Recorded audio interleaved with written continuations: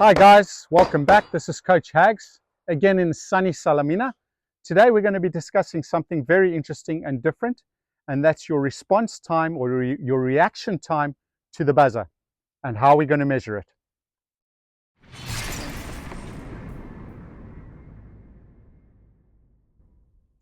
So what are we exactly talking about when we say your reaction time?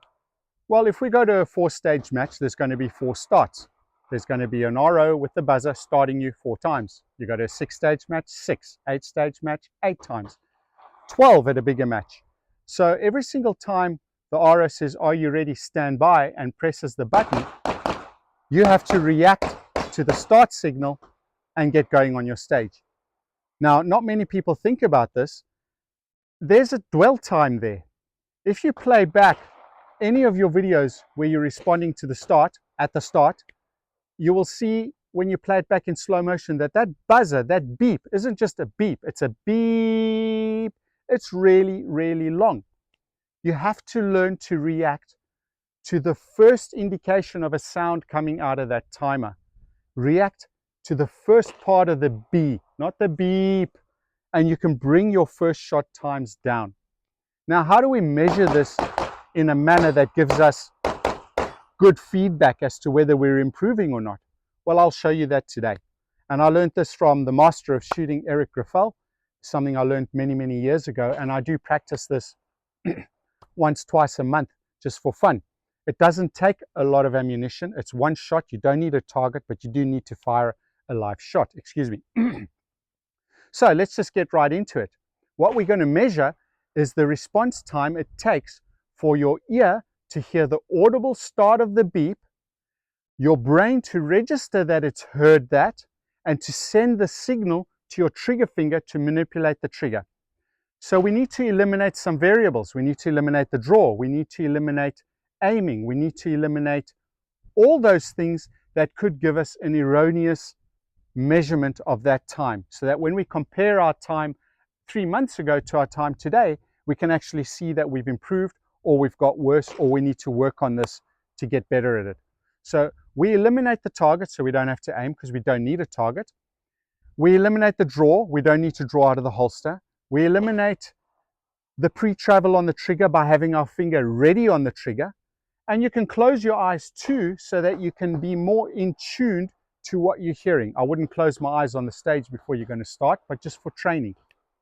And what's going to happen is we're going to be loaded. We're going to have our finger on the trigger in the ready position. And as soon as we hear the buzzer, we're going to fire the shot. We're going to look at what that time is, and we're going to work from there. So hang in there with me. Let's do this. Load and make ready.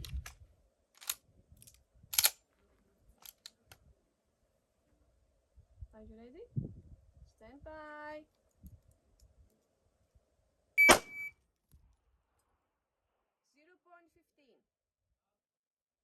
by.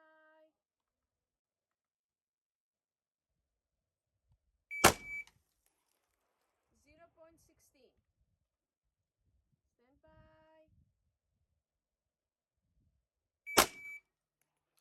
0.30. So as you can see, it's a simple exercise to do, and it gives you some incredibly valuable feedback on how quickly you're responding to the start signal.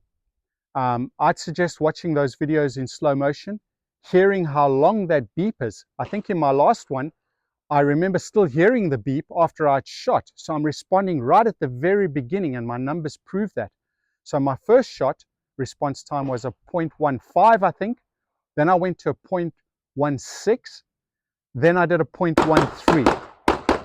And at no time was I jumping the start signal. I was waiting to hear something. Yes, on a stage, we're not starting with our finger on the trigger. We're not starting with the gun out of the holster. But for the purposes of getting a baseline time for our neuro response to pressing the trigger, this is the only way to do it that's measurable, quantifiable, and consistent. So I'll take the average of those 3 runs.